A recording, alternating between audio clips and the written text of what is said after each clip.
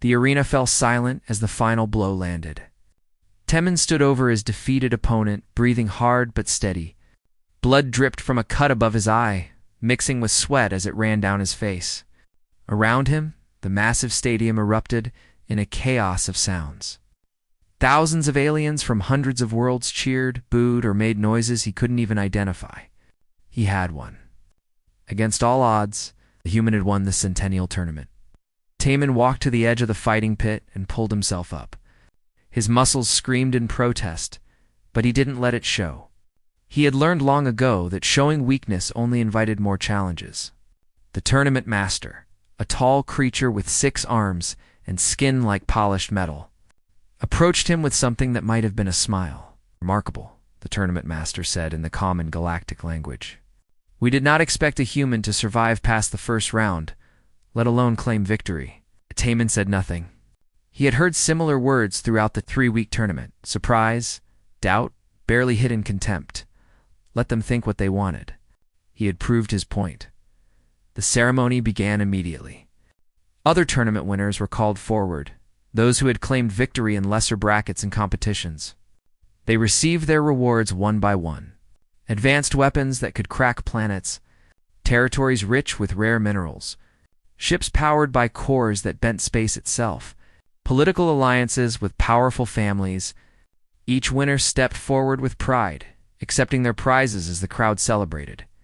Temin watched it all with tired eyes. He had not entered this tournament for weapons or land. He had entered because Earth needed respect. Humanity was new to the galactic community, barely 2 generations since first contact. They were seen as primitives, weak, slow to learn. He had wanted to prove them wrong. And now, the tournament master announced, his voice carrying across the arena, "We present the final rewards for our grand champion." Servants brought forward displays of incredible technology: a suit of armor that could withstand a star's heat, a blade forged in the heart of a dying sun, coordinates 2 unclaimed worlds. Each item was priceless, enough to make a person rich beyond imagination. Then the tournament master paused. His expression changed to something uncomfortable. "And finally," he said, his voice dropping slightly, "a royal bride. Princess Nari of the Velthrin House." The crowd's reaction was immediate. Some laughed. Others whispered. A few made sounds of pity. Taman looked toward where the tournament master gestured. She stood at the far end of the ceremonial platform, partially hidden behind a group of dignitaries. Princess Nari. Her skin had a crystalline quality, catching the light in subtle ways. She wore fine robes, but they seemed too large for her frame, as if she was trying to disappear inside them. Her eyes were downcast, and her shoulders were drawn inward. Taman had seen that posture before.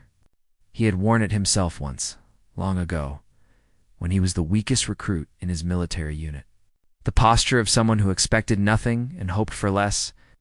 "The princess comes from the noble Velthrin bloodline," the tournament master continued, his tone suggesting this was more of a formality than a genuine offer. "Her family generously offers her hand to our champion, along with political ties to their house." More whispers. More laughs. Temin caught fragments of conversation from the nearby dignitaries. "The defective one," someone said. "Oh. "Barely any psychic ability at all," another added. "Her family must be desperate to be rid of her." What an insult, offering her as a prize. Taman looked at the princess again. She hadn't moved, hadn't reacted to the comments. She simply stood there, accepting the humiliation as if it was normal, as if she deserved it. Something in his chest tightened. "Champion Teeman," the tournament master said, "you may claim your rewards. Choose what you wish." The crowd waited. Other victors had already grabbed their prizes eagerly. Teeman was expected to do the same. He looked at the weapons, the technology, the promises of wealth and power. Any of these things would benefit Earth. Any of these things would make him influential in the galactic community. He looked at Princess Nari again. She had lifted her eyes slightly. Watching the crowd rather than him, there was intelligence in those eyes. He noticed awareness. She was observing everything, taking it all in. Even as she stood there being mocked, Temin made his decision. "I choose Princess Nari," he said clearly. The arena went completely silent. For a moment, no one seemed to understand what he had said. Then the noise exploded. Aliens shouted in confusion. The tournament master's metallic skin seemed to pale. "Champion, perhaps you misunderstand," the tournament master said quickly. "You may choose the weapons, the territories, and the princess if you wish. You need not limit yourself." "I understand perfectly," Taman replied. "I choose only her, nothing else." The crowd's reaction turned to laughter and disbelief. Dignitaries shook their heads. Some species had expressions he couldn't read, but he could sense their mockery. "Human is more foolish than we thought," someone said loudly. Enough for him to hear. He wins the greatest tournament in the galaxy and chooses the most worthless prize, another. Added Taman ignored them. He was looking at Princess Neri. She was staring at him now, her crystalline features showing clear shock. Her mouth opened slightly, then closed. Confusion crossed her face, followed quickly by something that looked like anger. She thought he was mocking her too. He could see it in her expression. She thought this was some elaborate joke, that he had chosen her to humiliate her further. The tournament master seemed eager to finish the ceremony now. "Very well. Champion Teeman claims Princess Nari as his reward. The bond is witnessed and sealed by the Galactic Confederation. The ceremony is complete." The crowd began to disperse, still laughing and talking.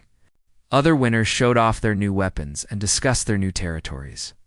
Temin walked across the platform toward where Nari stood. She watched him approach with guarded eyes. Her hands were clenched at her sides, and her body was tense. Ready to flee or fight, he couldn't tell which. "Why?" she asked when he was close enough. Her voice was soft but steady. "Why would you choose me? Is this some kind of game to you?" Taman met her eyes. "I saw you standing there," he said simply. "I saw how they looked at you, how they talked about you. I know what that feels like." Yo. "You know nothing about me?" she replied, her voice harder now. "Maybe not," Taman agreed. "But I know what it's like to be underestimated. To be called worthless. To be the one everyone expects to fail." He paused. "I didn't choose you to mock you, princess. I chose you because I think they're all wrong about you. Just like they were wrong about me." Princess Nari stared at him for a long moment. Her expression was unreadable. Finally, she spoke. "You are either the kindest person I have ever met, or the cruelest. I have not decided which yet. You'll have time to figure it out," Taman said. "We have a long journey ahead of us." He offered his hand. She looked at it like it might be a trap. Then, slowly, she placed her crystalline hand in his human one. Her skin was cool to the touch, smooth like glass, but somehow alive. Together. Oh. They walked out of the arena, leaving behind the laughter and the prizes he had refused. Taman didn't look back. He had found something more valuable than all the weapons and territories in the galaxy. He had found someone who understood what it meant to be overlooked. The ship was small compared to the AE. Massive vessels Nari had traveled on before. It was a human design, functional and plain, with none of the elegant curves or shimmering surfaces of Velthrin craft. She sat in the passenger area, watching stars stream past through the viewport. They had been traveling for 5 days now, and Taman had barely spoken to her. She didn't understand him at all. Every night, she expected him to demand something from her, to claim the rights he had supposedly won, to treat her as the prize everyone said she was. But he never did. He showed her to a small cabin with a bed and basic facilities, then left her alone. He brought her food at regular intervals, asked if she needed anything, and then disappeared again. It was driving her mad. "Why did you really choose me?" she asked one morning when he brought her breakfast. Temin set the tray down on the small table. "I told you already." "You told me words," Nari said.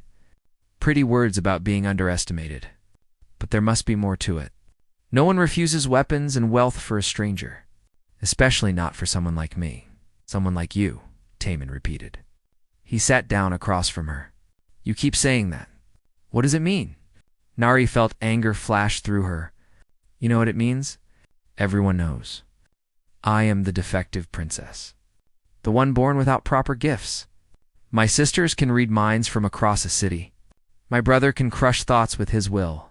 I can barely sense strong emotions from someone standing next to me. Is that why they offered you as a prize? Taemin asked quietly. The question hurt more than Nari expected. She looked away. My family wanted to be rid of their embarrassment. Offering me to the tournament winner was their solution. If you had been anyone else, anyone from a respected species, it might have even raised their status. But you're human, so instead they're probably furious, good Taemin said. Nari's head snapped back toward him. Good. If your family treats you like that, then yes, good that they're unhappy. Taemin stood up. Eat your breakfast. We'll reach the jump point in a few hours. He left before she could respond. Nari stared at the food, her mind spinning. She had spent her entire life being told she was worthless, a disappointment, a failure. And this human, this stranger, seemed genuinely angry on her behalf. It made no sense. 3 hours later, alarms blared through the ship. Nari rushed to the cockpit, her heart racing. Taemin was already there, his hands moving quickly across the controls. On the view screen, she could see 3 ships approaching fast. They were small, ragged vessels with weapons visible on their hulls. Pirates, Taemin said calmly. They must have heard about the tournament winner traveling through this sector. What do we do? Nari asked. We fight. Taemin's fingers danced across the weapons panel. Strap into that seat and hold on. The first ship opened fire. Energy bolts streaked past them as Taemin threw their vessel into a sharp turn. Nari grabbed the seat, her stomach lurching. She had never been in combat before. Her family had always kept her safely away from anything dangerous. Taemin returned fire, his shots precise and controlled. One of the pirate ships exploded in a flash of light. The other 2 split up, trying to flank them. They're coordinating, Taemin muttered. Someone's directing them. Without thinking, Nari reached out with her weak telepathy. She had always been told it was useless, too faint to matter. But now, desperate, she pushed her awareness outward. She couldn't read minds like her sisters could, but she could sense something. Emotions, intentions, the vague shape of thoughts. It's the one on the left, she said suddenly. He's going to fire in 3 seconds. Taemin didn't question her. He jerked the controls, and their ship dove just as energy beams cut through the space where they had been. He twisted around and fired back, his shot tearing through the pirate's engine. The other one is trying to get behind us, Nari said. Her eyes closed now, focusing on the faint impression she was receiving. He's angry, scared. He's going to run. Not if I can help it, Taemin said. He pushed the ship forward, chasing the fleeing pirate. Another shot. Another explosion. Then silence. Taemin checked the sensors, confirming all 3 pirate ships were destroyed or disabled. He let out a long breath and looked at Nari. How did you do that? I don't know, she admitted. Her head was pounding. Using her telepathy that much had exhausted her. I just felt them. Their emotions were so strong during the fight. Fear, excitement, aggression. I could sense what they wanted to do. Your family said you were weak, Taemin said slowly. But you just helped me win a fight against 3 opponents. It's not the same as real telepathy, Nari protested. I can't read thoughts or control minds. I just sense feelings, and only when they're very strong. Taemin smiled slightly. In battle, knowing what someone feels is just as useful as knowing what they think. Maybe more useful. Nari stared at him.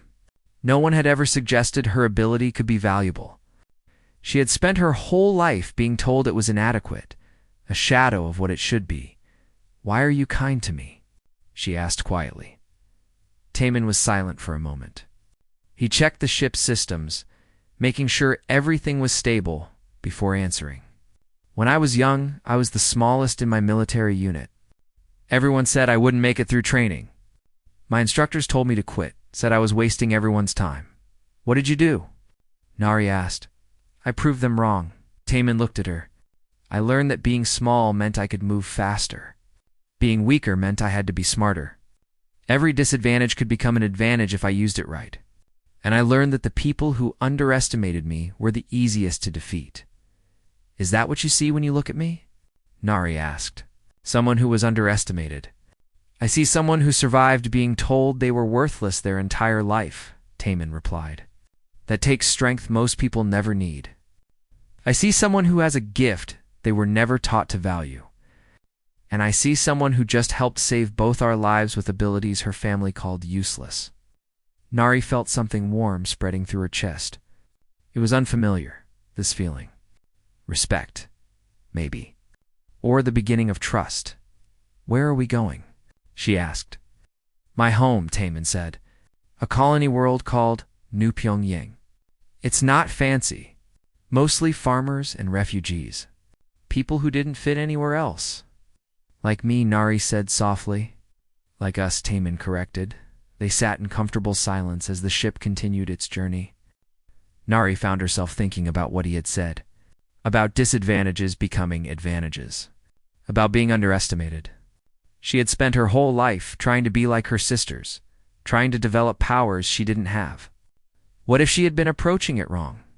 What if her different ability wasn't a weakness at all? Taman, she said after a while. Thank you for choosing me. He glanced at her surprised. You're welcome.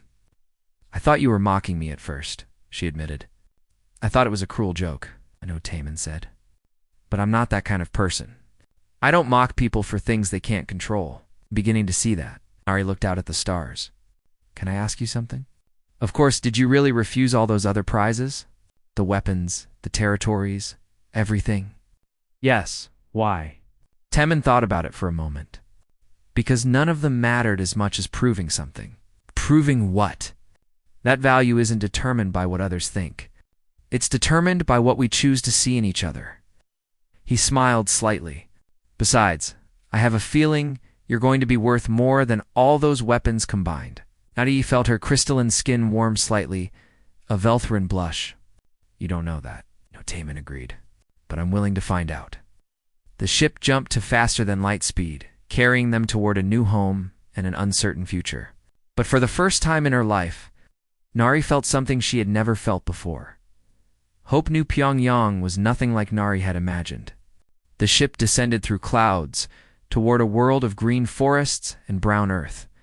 There were no crystalline towers, no floating palaces, no cities that glowed with psychic energy.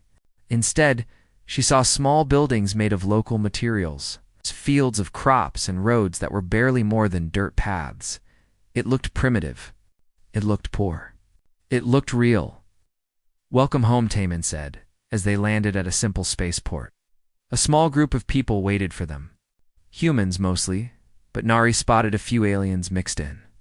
A tall human man stepped forward as the ship's door opened. He had a strong build and a friendly face, marked with old scars. The man called out, "We saw the tournament broadcasts. The whole colony watched. You made us proud, brother." Good to be back, Minho, Taman replied. He stepped off the ship and embraced his friend. Then he turned to help Nari down the ramp. Everyone, this is Princess Nari. She'll be staying with us. Nari felt dozens of eyes turn toward her. She tensed, waiting for the whispers, the judgment, the mockery. But instead the people smiled. Some bowed slightly. Others waved. A princess, Minho said, grinning. Taman, you always did aim high. Come, both of you must be tired. Gian has prepared food. They walked through the small settlement. Nari noticed everything. The buildings were simple, but well-maintained. People worked in gardens and workshops. Children played in the streets, human and alien together. Everyone seemed busy, but no one seemed stressed. It was so different from the rigid hierarchy of her homeworld. Jodnan turned out to be a woman with kind eyes and quick hands.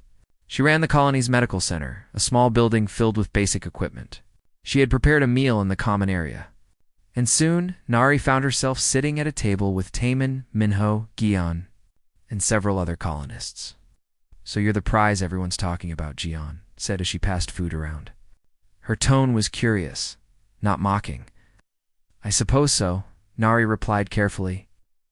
Must have been strange, Gian continued. being offered like that? It was humiliating, Nari admitted. She was surprised by her own honesty. Gion nodded. I imagine so. Well, you're not a prize here. You're just Nari, and we're glad to have you. The simple acceptance made Nari's throat tight. She looked at Taemin, who was talking quietly with Minho about ship repairs. He caught her glance and smiled slightly. Over the next few weeks, Nari began to find her place in the colony. She helped Jian in the medical center, using her ability to sense emotions to identify patients who were in pain but too proud to say so. She assisted in the gardens, learning to work with her hands. She taught interested colonists about Velthrin culture and learned about human and other alien customs. In return, it was the happiest she had ever been. Then the message arrived. Tem was in the command center when the communication came through. Nari was with him, learning about the colony's defense systems. The screen flickered to life, showing a Velthrin official in ornate robes.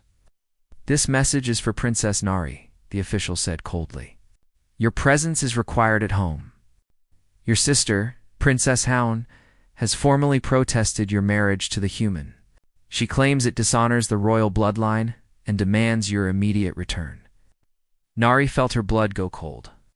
Houn was her eldest sister, the most powerful telepath in the family. She was also the cruelest. Furthermore, the official continued, a diplomatic vessel will arrive at your location within 10 days. You will be retrieved. The human called Taemin will be compensated for his trouble. The message ended. The screen went dark. Nari stood frozen, staring at the blank display. What do you want to do? Taemin asked quietly. What I want doesn't matter, Nari replied automatically. Then she stopped, hearing her own words. That was what she had always believed. What she had been taught? That her wants didn't matter. Matters to me, Taemin said. This is your choice, Nari, not your sister's, not your family's, yours. Nari turned to look at him. If I refuse, they'll cause problems for the colony. For you. Hound doesn't make empty threats. Let them try, Minho said from the doorway. He must have heard the message. We've faced worse than angry royals. You don't understand, Nari said desperately. Hound is powerful. She can break minds. She has resources, ships, soldiers who will follow her orders without question. And we have something she doesn't, Taemin replied. We have people who choose to stand together, not because they're ordered to, but because they want to. Gin appeared beside Minho. The colony council wants to meet. They're asking if you need support, Nari. Support? Nari repeated, confused. To stay if that's what you want, Ging-An explained. To tell your sister no? Nari looked around at their faces. These people barely knew her. She had only been here a few weeks. But they were offering to stand with her against one of the most powerful families in the galaxy. Why would you do that? She asked. Because Taemin brought you here, Minho said simply. And Taemin doesn't make mistakes about people, because you've helped half the colony already, Gion added. You saved old Quan's life last week when you sensed his heart was failing before any of our machines did. Because you're one of us now, Taemin finished. And we protect our own. Nari felt tears forming in her eyes. She had never cried before, not in all the years of being ignored and dismissed by her family.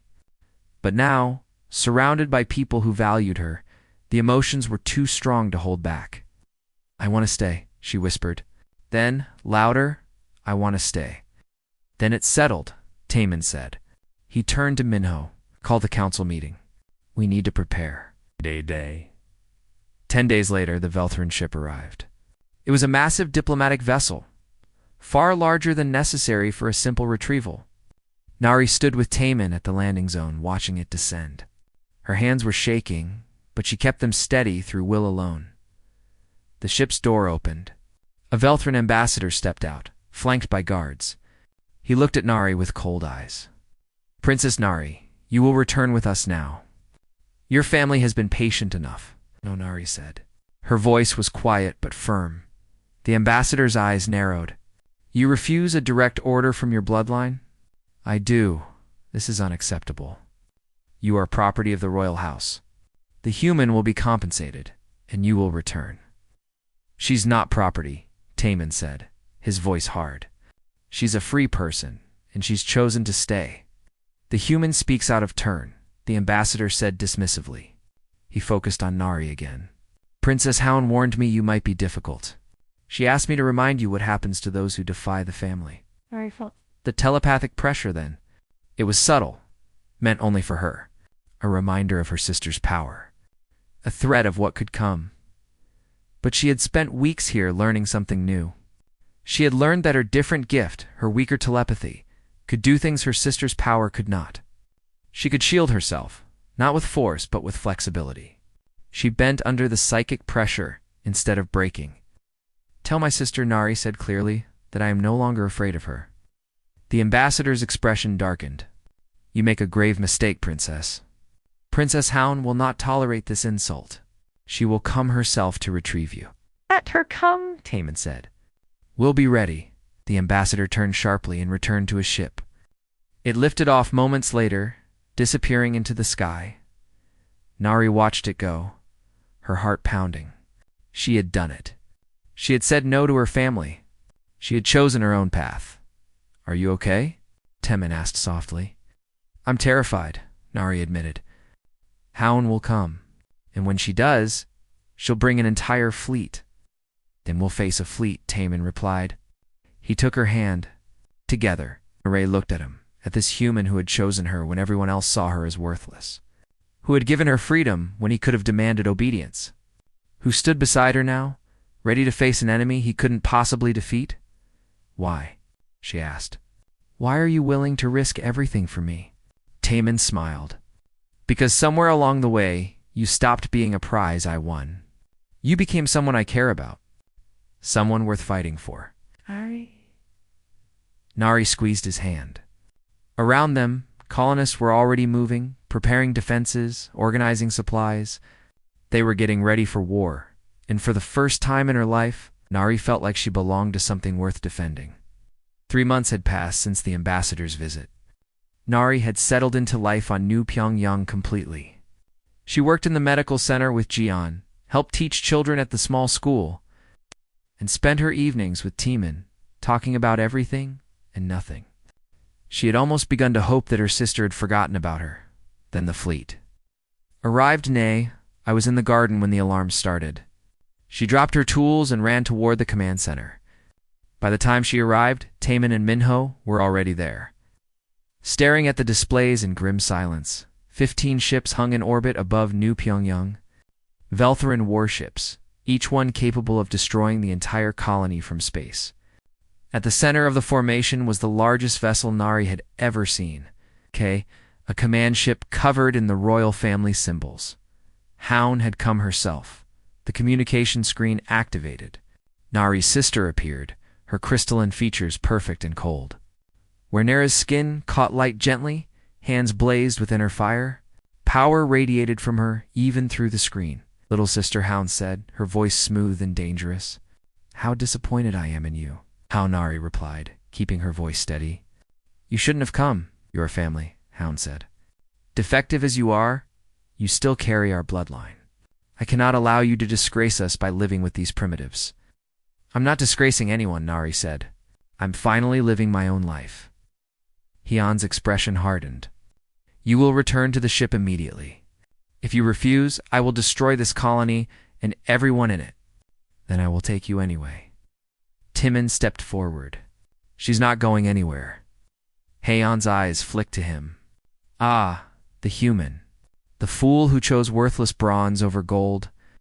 Her telepathic power reached through the screen, trying to crush his mind. Temin staggered but stayed standing. Nari felt panic rise in her chest. Hound was too strong. She could kill him with a thought. Without thinking, Nari reached out with her own telepathy. She couldn't match her sister's power. But she didn't need to. She slipped between Heihan's mental assault and Taehan's mind, creating a shield.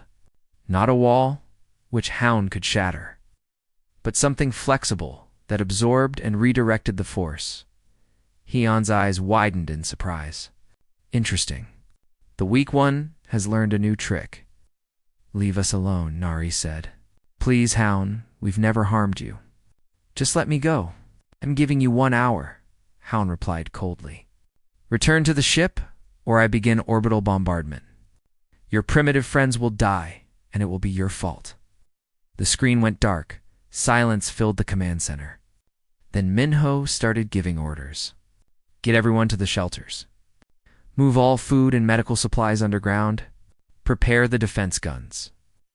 Defense guns won't stop a fleet like that, someone said. No, Minho agreed, but they'll make them work for it. Nari watched the frantic activity, feeling numb. This was her fault. All these people were going to die because she had been selfish. Because she had wanted to be free. I should go, she said quietly. No, Temin said immediately. They'll die because of me. They'll die fighting for something they believe in, Temin corrected. Freedom. Choice. The right to live without being controlled by people who think power makes them superior. It's not worth it, Nari insisted. I'm not worth it. Temin took her shoulders, making her look at him. You are worth everything. And we're not giving up. Not yet. Gion burst into the command center. Orbital bombardment has started on the outer fields. We have maybe 30 minutes before they hit the main settlement. Then we use 30 minutes, Temin said. He turned to Nari. Your sister's telepathy. Can you shield others from it the way you shielded me? I think so, Nari said. But only one person at a time, and it takes all my concentration. What if you didn't shield them individually? Temin asked. What if you connected them instead? Nari stared at him. Connected them? I don't understand. Your telepathy is different from your sister's, Temin explained quickly. She dominates minds. You sense emotions, create links. What if you linked our defenders together? Let them share information instantly. That's not possible, Nari said. I've never done anything like that. You've never tried? Temin pointed out. And we're out of options. Minho was already nodding. If we could coordinate that perfectly, we might have a chance. Our pilots could move as one unit. Our ground teams could anticipate each other. I don't know if I can, Nari said, but she felt hope stirring. Try, Temin said simply. The bombardment intensified. Nari went to the defense center where Minho had gathered their best fighters. 30 people, human and alien, all looking at her with trust in their eyes. I need you to open your minds to me, Nari said. Don't resist. Let me in. She reached out with her telepathy, carefully, gently. These people weren't Velthrin. Their minds felt different, warm and chaotic and alive. She touched each one, creating thin threads of connection. Then, carefully, she wove the threads together. Suddenly, she could feel all of them. Not their thoughts exactly, but their awareness. When one person looked left, she knew it. When another felt danger, she sensed it. And through her, they could sense each other. By the stars, someone whispered, I can feel everyone. Stay calm, Nari said, though the effort of maintaining 30 connections was already making her head pound. This is our advantage. Use it. The ground assault came first. Velthrin soldiers, enhanced with psychic power, descended from the ships. They expected easy prey. Primitive humans with basic weapons. They didn't expect perfect coordination. Minho's team moved like a single organism. When one person saw an enemy, everyone knew. When someone planned an attack, the others were already supporting it. They fought with an efficiency that shocked the Velthrin soldiers, who were used to breaking enemy formations with telepathic attacks. But Nari's network protected them. She couldn't stop Hion's power entirely, but she could diffuse it across the group, making it bearable. In orbit, the pilots were having similar success. Linked through Nari, they anticipated each other's moves perfectly. 3 small human fighters flew like one entity, striking at Velthrin ships and dancing away before return fire could hit them, Hound noticed. Nari felt the moment her sister realized what was happening. The telepathic pressure intensified, focusing on Nari herself now. Hound was trying to break the network at its source. Pain exploded through Nari's skull. She fell to her knees, struggling to maintain the connections. If she let go now, everyone would be vulnerable. Nari. Temin was beside her, his hand steadying her. She's too strong, Nari gasped. I can't hold it. You don't have to be stronger than her, Temin said urgently. You just have to be different. Use what makes you unique, Nari understood. Hound attacked with force, with power that crushed and dominated. But Nari's gift was about connection, about flexibility.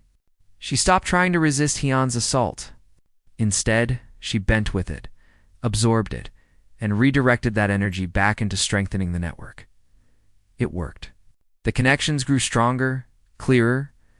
The defenders moved with even greater precision. And Hyun's psychic attacks, meant to break them, were only making them more unified. Above them, one of the Velthran warships exploded. The human pilots had coordinated a perfect strike on its power core. Another ship fell. Then another. Hyun's voice echoed across all frequencies, filled with rage. Impossible. You cannot defeat me. You're nothing but primitives and a defective failure. Nari felt something change inside her. She had spent her whole life believing those words. Believing she was defective, useless, a disappointment. But she wasn't any of those things. She was just different. And different could be powerful. I'm not defective, Nari said aloud, her voice carrying through the psychic network to everyone, including her sister. I'm just not like you. And that's exactly what makes me strong. She pushed back against Hyun's telepathy. Not with force, but with something her sister had never learned. Understanding, compassion, connection. Things Hound saw as weakness. The psychic assault faltered. Just for a moment, but that moment was enough. Minho's forces pushed forward. The pilot struck again, and the Velthran fleet, suddenly facing an enemy that fought with perfect unity, began to retreat. Hyun's ship turned, preparing to flee. But before she left, her voice came through one last time, directed only at Nari. You have made an enemy of the royal family, little sister. This is not over. I know, Nari replied. But I'm not alone anymore, as the fleet disappeared into the stars. Silence fell over New Pyongyang. Nari released the telepathic network. The sudden absence of all those connections made her feel hollow. She collapsed, utterly exhausted. Taemin caught her before she hit the ground. You did it, he said softly. We did it, Nari corrected. She looked up at him, seeing the pride in his eyes. Together, around them, the colonists were celebrating. They had survived. They had won, and Nari had finally proven to herself that she was worth fighting for. The battle had been over for 3 days, but New Pyongyang still felt the effects. Nari walked through the settlement, helping where she could. Buildings needed repair. Wounded needed care. Everyone was exhausted but alive, and that was what mattered. She found Taemin at the memorial. They were building for the 7 colonists who had died in the fighting. He was placing stones, his movements slow and deliberate. Each stone represented a life lost defending their home. They didn't have to die, Nari said quietly. If I had just gone with Hound, then they would have died anyway, Taemin interrupted. Your sister would have destroyed the colony out of spite. And 7 would have become 700. He placed another stone. They died free, Nari, defending their choice to stand against tyranny. There's honor in that, Nari wanted to argue, but she knew he was right. She knelt beside him and helped place the remaining stones. Together, they finished the memorial in silence. A ship appeared in the sky that afternoon. For a moment, panic rippled through the colony. But this vessel bore the symbols of the Galactic Confederation, not the Velthran royal house. The Confederation ambassador was a dignified alien with feathers that changed color as she spoke.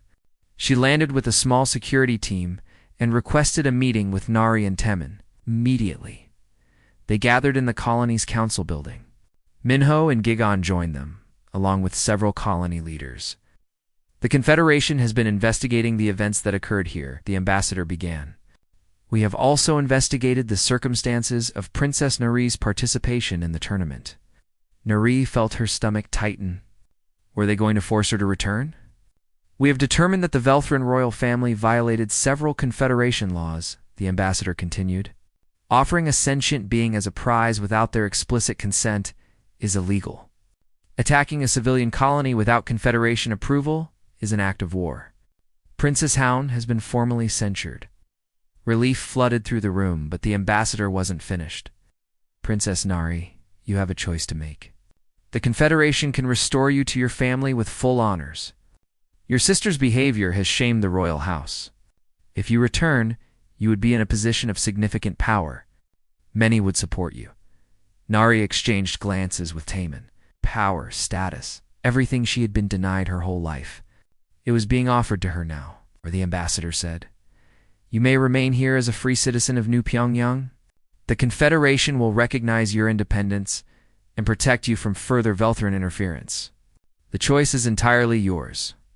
The room was silent. Everyone was looking at Nari, waiting. She thought about her homeworld. The crystalline palaces that had never felt like home. The family that had never valued her. The life of quiet shame she had endured for so long. Then she thought about the past few months. Working in the gardens, helping Jian in the medical center, the telepathic network she had created, connecting people in ways she had never imagined possible. Taman's hand in hers as they watched the sunset. I choose to stay, Nari said clearly, and I formally renounce my title. I'm not a princess anymore. I'm just Nari. The ambassador nodded, showing no surprise. The Confederation will record your decision. Is there anything else we should know? Yes, Minho said, standing up. We want to request formal recognition as a sanctuary colony. For people who don't fit in their own societies. For those who need a new start. The ambassador's feathers rippled with interest. An unusual request. What makes you think you can manage such a responsibility? Because we already are, Gian said. She gestured around the room. Look at us. Ans, Kelthans, Saurians, and now Velthrans. We make it work because we choose to value each other. And because we learn something important, Taman added. Sometimes the people everyone else overlooks are exactly the ones you need most. The ambassador considered this. I will take your request to the Confederation Council. Given Princess Nera's demonstration of unique telepathic applications during the battle, they will be very interested in studying your community's methods. After the ambassador left, the colony erupted in celebration. They had official protection now, recognition, a future. That evening, Taman found Nari sitting alone by the river that ran through the settlement. She was watching the water, her crystalline skin reflecting the moonlight. You gave up everything, he said, sitting beside her. I gave up nothing, Nari corrected. I never had anything real before. Just a title that meant nothing in a family that never wanted me. No regrets? Only one, Nari said. She looked at him. I wish I could thank you properly. You gave me freedom, Taman. A home, a purpose. How do you repay something like that? Taman was quiet for a moment. Then he said, I need to tell you something. When I chose you at the tournament, it wasn't completely selfless. Nari turned to face him fully. What do you mean? I told you I saw someone who had been underestimated. That was true. But I also saw someone who was kind despite having every reason to be bitter. Someone who observed the world with intelligence and compassion. Someone beautiful, not because of royal blood, but because of who they were inside. He took her hand. I chose you because I thought you were remarkable. And every day since then, you've proven me right. Nari felt her breath catch. Taman, I know this started as a tournament prize, he continued. I know the circumstances were strange and unfair, but somewhere along the way it became something else. At least for me. For me too, Nari whispered. Taman reached into his pocket and pulled out a small object. It was a ring, simple and handmade, crafted from local metal and set with a small crystal from the river. This isn't the way it was supposed to happen, he said. You deserved better than being claimed as a prize. So I'm asking now, the right way. Nari, will you choose me? Not because you have to, not because of any tournament or tradition, but because you want to. Tears ran down Nari's crystalline cheeks. In her old life, Velthran princesses didn't cry. They didn't show emotion. They didn't make choices based on their hearts. But she wasn't a princess anymore. She was just Nari, and she could be whoever she wanted to be. Yes, she said. I choose you, Taman. I choose this life. I choose all of it. He slipped the ring onto her finger, and she laughed through her tears. It was the most unroyal thing she had ever done. It felt perfect.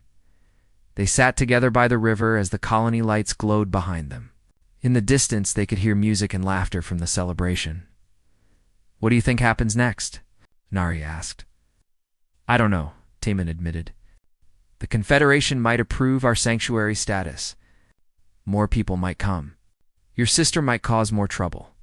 Life will happen, and we'll face it together," Nari said. "Together," Taman agreed. 6 months later, New Pyongyang had changed dramatically. The Confederation had approved their sanctuary status, and refugees from across the galaxy had begun arriving. Velthrons, who didn't fit their society's psychic hierarchy. Humans from colony worlds that had failed. Aliens fleeing prejudice and discrimination. The settlement had grown into a small city. Nari had established a school where she taught people to use their unique abilities in new ways. Her telepathic network technique had spread, allowing diverse species to work together with unprecedented coordination. Minho had formed a proper defense force, incorporating Nari's methods. They were becoming known across the galaxy as the most effective mixed species military unit ever seen. Gion's medical center had expanded into a full hospital, pioneering treatments that combined the best of multiple species. Medicine, and Taman and Nari had become the heart of the community, living proof that value came from choice and character, not from titles or power. One evening, as they walked through the busy streets of their growing city, Nari stopped and looked around. Former refugees were opening shops. Children of different species played together. People who had been told they were worthless were building something magnificent. "What are you thinking?" Taman asked. "I'm thinking about that tournament," Nari said. "About how everyone laughed when you chose me. About how they thought you were a fool." "Do you think I was a fool?" Taman asked with a smile. Nari looked at him, at the life they had built, at the community they had created. "I think you saw something no one else did. I think you understood that the most valuable things are the ones everyone else overlooks." A communication came through on Taman's device. He checked it and showed Nari the screen. "There's a new tournament being announced. Biggest prizes in galactic history." They looked at each other and laughed. "Should we enter?" Nari asked playfully. "Why would we?" Taman replied. "We already have everything worth having." They continued walking hand in hand through the city they had built together. Behind them, the lights of New Pyongyang glowed warm and welcoming, a beacon for everyone who had ever been told they weren't good enough. And somewhere in the galaxy, in a crystalline palace, Princess Haun received reports of her sister's success, of the sanctuary city, of the revolutionary telepathic techniques, of the community that thrived on accepting the overlooked and underestimated. The reports filled her with rage. But they also filled her with something she would never admit: envy, because her powerful, perfect little sister had built something Haun could never create with all her psychic might. She had built a home where people chose to belong, not because they were forced to, but because they wanted to. And that, perhaps, was the most powerful thing of all in New Pyongyang. As Taman and Nari reached their home, they paused at the door. Above it hung a simple sign they had made together. It read, "The most ignored can become the most important. The most overlooked can become the most valued. All it takes is someone willing to see." Taman had seen Nari when no one else did, and she had seen him in return. Together they had proven that sometimes the best prizes aren't won in tournaments. They're chosen from the heart, against all advice.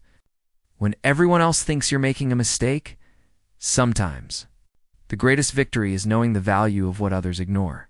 And sometimes a human warrior and a forgotten princess can change the galaxy simply by choosing each other.